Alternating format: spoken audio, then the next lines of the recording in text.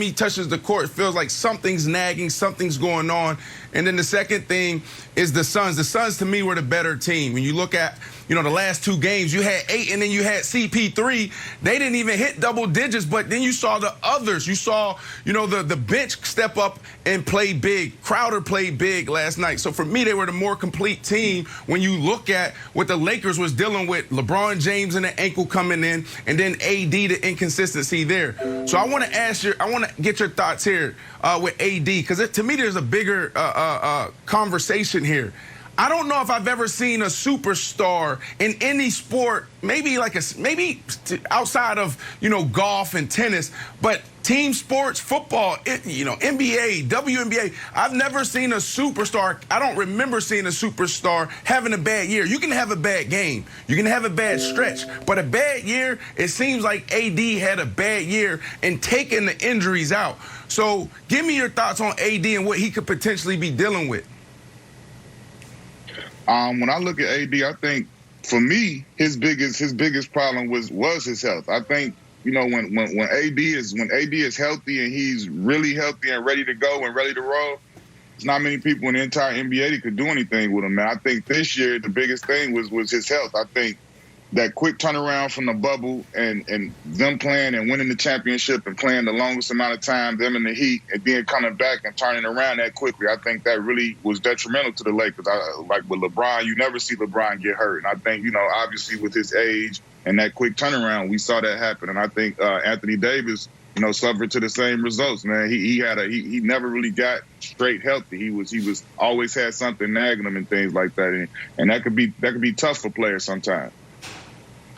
So you mentioned LeBron's injury, and to me that's the answer. The biggest reason the Lakers were eliminated by the Suns is the biggest advantage they had, the advantage that they had last year, more so than Anthony Davis playing well, is they had playoff LeBron James, and they didn't this year. Right. This was the worst playoff series LeBron has had in his entire career outside of the series against the Mavs, which was the lowest point of his entire career, where he got seemingly too far in his own head, and that is still to this day, a decade later, brought up as the biggest blemish on his resume.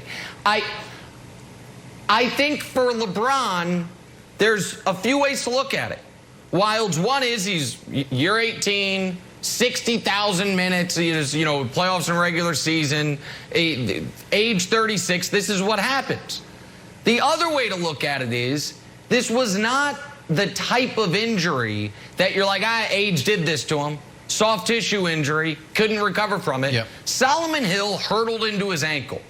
I don't want to call it a freak injury, but it was that injury would have happened if Solomon Hill fell that way into any player in the league's leg. They all would have suffered some type of serious injury, some worse than others, but I don't think anybody comes away from it, just tightens up the laces, and is unscathed.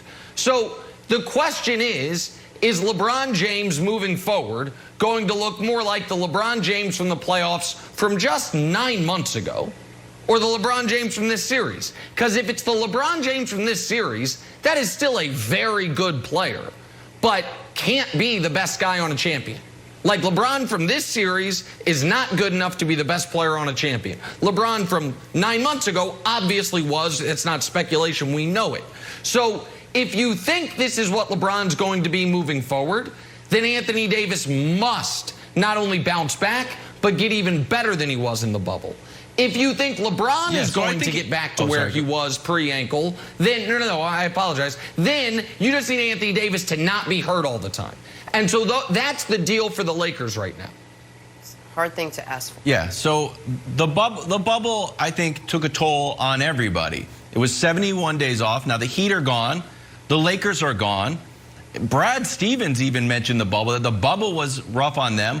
Mike Malone has talked about how tough the bubble is. And Quentin, I don't think it's a coincidence that the teams that are thriving didn't spend that much time in the bubble. The Nets the Nets went to the bubble. They're a whole different team. KD didn't play. Kyrie didn't play. The Suns were hot in the bubble, but they didn't actually make the real playoff bubble. They just went 9-0. So I think that layoff is really starting to, show its head right now. But I want to get back to LeBron. As your career age, and you were always a good shooter, were you like, you know what, I can't do what I used to do. I need to change my game significantly. And do you see LeBron, from what you saw in this series, turning into old man LeBron? Seems you know, like an insult, but I don't mean it to be. Like, LeBron more distributing, LeBron out at the 3-point line, and we don't see the old, like, with no regards for human life, dunking LeBron like he sucked the air out of the building, LeBron, of like these monster dunks. Do you think that that's the LeBron that we have coming up next year? First, I would never compare myself in the way I played to what LeBron James does on the court. Anyway, I wasn't that type of player. wasn't that gifted and able to do that much, and wasn't asked to do that much. So that's first. But as far as him, I think it would be unfair and almost disrespectful to LeBron to think that what we just saw from him, you know, coming off a high ankle sprain without enough time to really come back and completely heal. I think it would be unfair and disrespectful to think that this is what it's come to for him. And I think we all know how hard he works and how he takes care of his body. And once he gets this full summer, and like you said, him leaving in the first round, this is one of the longest summers he'll ever have, you know, since however long ago. And I think he's going to take full advantage of it, go and get healthy and come back with a point to prove. Because I think of everybody, LeBron is very aware of things being said and how the optics of things look. And LeBron he's King James, and he wants to, you know, continue to lead and continue in championships. So I know he's going to go this summer and he's going to bust his butt and he's going to come back like a man on a mission. Right. And look, just to cap that off with the LeBron talk, man, Nick is 100% right. When a player's aging and you see them where it's over, the soft tissue stuff. A guy dive into his ankle. We're talking about ankle sprain, high ankle sprain. That's not, you can't judge him off of that. And then this whole AD thing, we're making excuses for that. No, man, CP3 got better this year. We saw what CP3 did in the bubble. That was emotional for him to fight the way he did, and they were clutch. And then all of a sudden this year, he still picked it up. He had a couple of weeks off. You saw as soon as he went to the Suns, he was right in the gym with the guys preparing. Embiid got better. How does Embiid go from where he was, only having 70 days off, and improve it in every single category? LeBron got better. Look what LeBron did. We're talking about a guy who has more miles than anybody in the NBA history, and he was shooting the ball like he was Ray Allen. He got better. And then Joker, who's going to be the MVP. The Joker got better. The Joker is unstoppable. So I think this whole talk about the bubble is an excuse. You don't see superstars have bad years.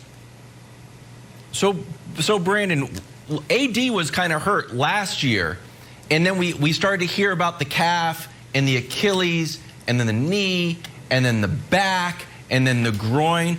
Don't you think that those things are all connected with sort of like the foundation worry for him being the Achilles, especially after we saw so many guys, you know, blow out their Achilles and miss the year? Don't you think that was in the back of his mind and kind of perhaps compensating for that led to these other injuries?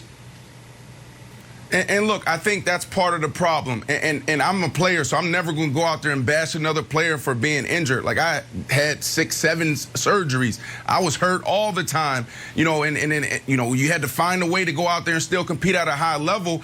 But I think there's a difference between guys, you know, who push through and fight, and then there's some guys, like, every little thing they feel, they got it. Oh, I need a day. Oh, I can't practice today. I can't go. And so I think that's why this narrative that Charles Barkley kind of started that may be unfair as far as street clothes AD, right? Like, you saw him in the bubble last year when he hit the ground, you know, winches, everything hurts. I don't know if I can go. And then all of a sudden he's back in the game. You see LeBron James walk by him, don't even help him up. You can see the frustration on LeBron James' face at times in a bubble. So I think that's the difference, is more so the mindset. Hopefully he go move in with LeBron James, Jenna, okay? He get a room in the basement and he adopt all his principles, all his methods, so he can bounce back, because LeBron James need him. Those two together, they can still win another title or two. But you need AD to be the AD in the bubble. And I disagree with you, Nick, there on he has to be better. He just need to be the AD in the bubble, Jenna. Also, when you're in and out of the lineup, there's no way to get any momentum whatsoever, and I think that's what led to part of AD's issues this entire season. Quentin, before we go, I want to talk about your podcast.